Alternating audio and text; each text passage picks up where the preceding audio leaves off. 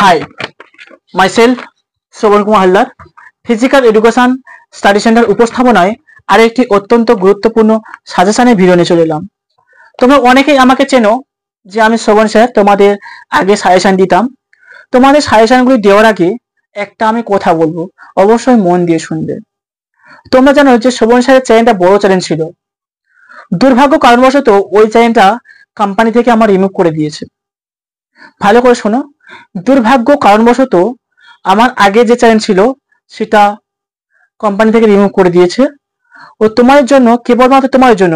আমি শুধু ভাবি যে আমার স্টুডেন্টরা কি করবে, কি করে পরীক্ষা দেবে, 6 সেমিস্টার কমপ্লিট সেমিস্টার, কিভাবে তারা পরীক্ষা দিতে যাবে, কি পড়বে, সেই জন্য তোমাদের জন্য, তোমাদের চিন্তা করে আমি আবার সেই নামে আবার চ্যানেল খুলেছি।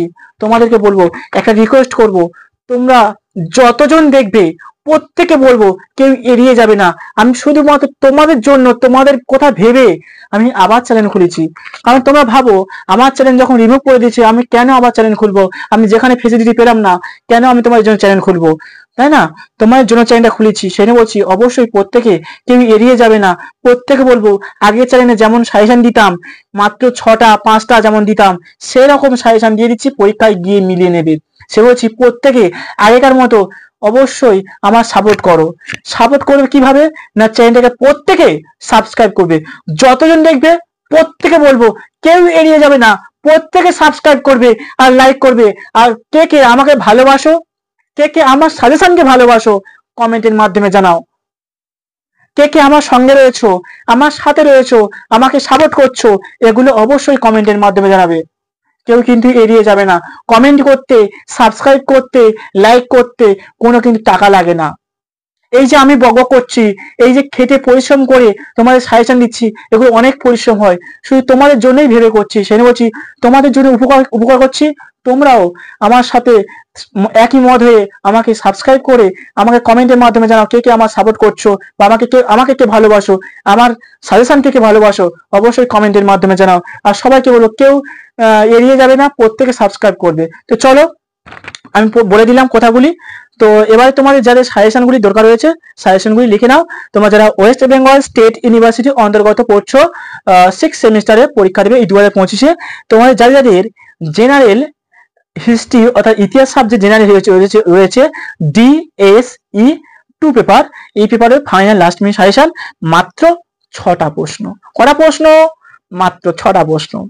হ্যাঁ, তোমাদের একটা এখানে কথা বলি, 6টা প্রশ্ন কেবলমাত্র 10 নম্বরের জন্য। আর 5 নম্বরে কিন্তু তোমাদের একাধিক প্রশ্ন করতে হবে, কারণ 5 নম্বরে কি প্রশ্ন দেবে বলা যায় না। তবে হ্যাঁ, যে প্রশ্ন দেবো এই প্রশ্ন করলে 50-এ 50 পেয়ে যাবে, তার বাইরে কিছু করতে হবে না। তো লেখো 6টা প্রশ্ন প্রথম বলে দেবো, লিখে নাও। 10 নম্বরের জন্য এক দাগের প্রশ্ন, যে প্রশ্নগুলো লেখা তুলে দিচ্ছি দেখো। ফরাসি বিপ্লবের দার্শনিকদের ভূমিকা আলোচনা করো। পরবর্তী প্রশ্ন, ফরাসি বিপ্লবের পিছনে দার্শনিকদের অবদান আলোচনা করো, থাকতে পারে ঘুরিয়ে। এবার 2 দাগে লেখো, নেপোলিয়নের পতনের জন্য মহাদেশীয় অবরোধ ব্যবস্থা কতটা দায়ী ছিল। বেশি বেশি করে স্টার মারা, দুটো প্রশ্ন করব। পরবর্তী প্রশ্ন, বিসমার্ক কিভাবে জার্মানিকে ঐক্যবদ্ধ করেছিলেন।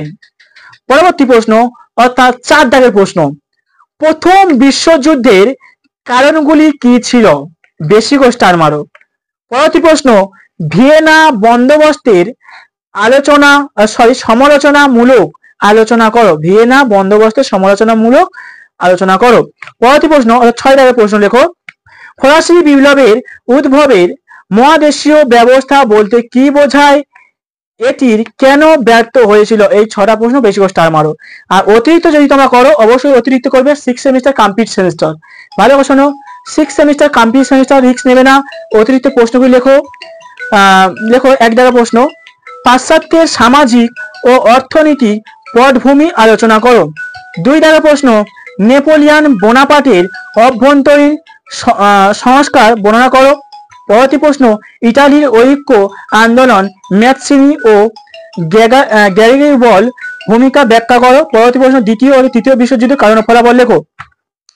এবারে 5 নম্বর জন্য কেউ রিস্ক নেবে না, 5 নম্বর করে পড়ে তোমাদের 5 নম্বর প্রশ্ন হয়, লেখো 5 নম্বর পয়েন্ট করে লেখো। আমি লেখা তুলেছি, কাপভুরের উদ্দেশ্যগুলি কি ছিল।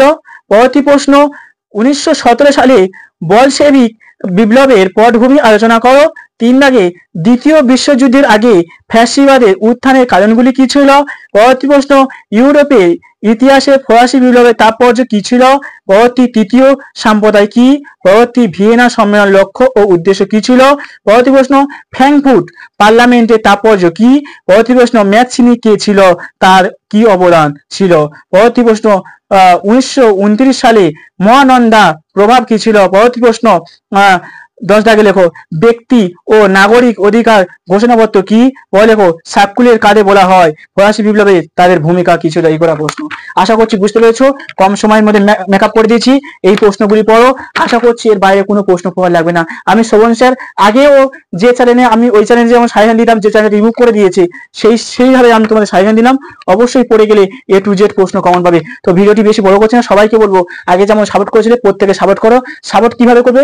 লাইক, কমেন্ট, এবং প্রত্যেকে বলছি কেউ এই যাবে, প্রত্যেকে সাপোর্ট করবে সাবস্ক্রাইব করে, এবং বন্ধুদের মধ্যে বেশি বেশি পরিমাণ শেয়ার করবে। তো ভিডিওটি এই পর্যন্ত শেষ করলাম। ভিডিওটি প্রথম থেকে শেষ পর্যন্ত দেখার জন্য সবাইকে ধন্যবাদ।